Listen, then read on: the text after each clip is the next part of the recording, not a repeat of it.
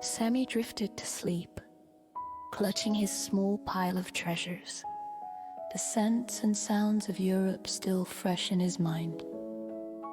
The gentle rocking of his branch transformed into the bobbing of a boat, and he awoke to the brightest sunshine he had ever seen, sparkling on a vast blue harbor.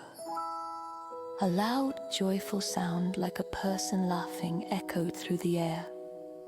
Perched on a nearby railing was a bird with a stout body and a mischievous look in its eye. "Good day, mate," the bird chuckled.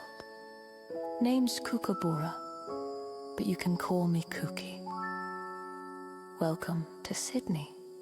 Sammy looked around in awe.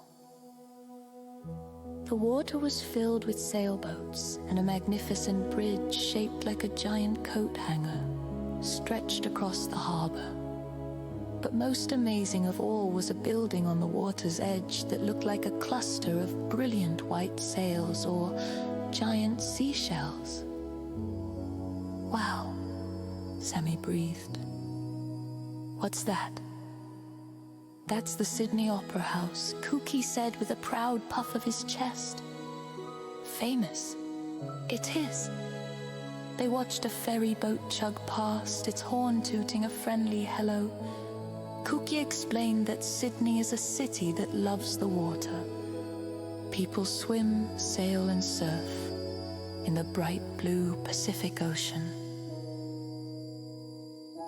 He then flew Sammy towards a famous beach called Bondi, where the sand was golden and the waves crashed in perfect rolling lines.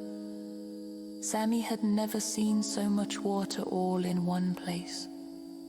He watched surfers expertly ride the waves, making it look as easy as swinging on a vine.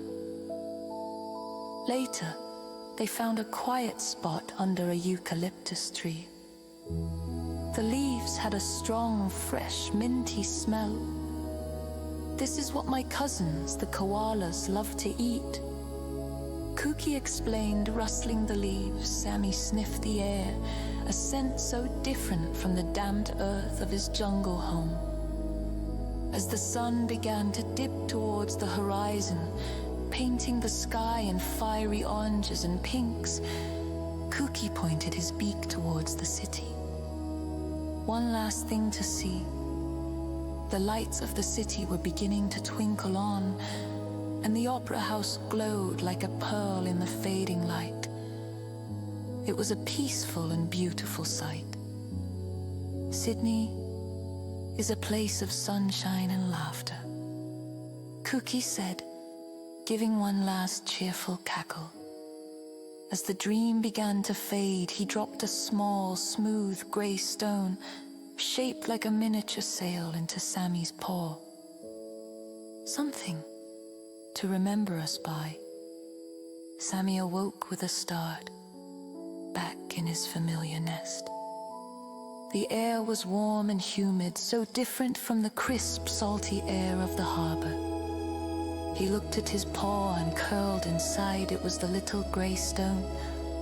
It was cool to the touch. He placed it with his other souvenirs, his collection growing with each new adventure.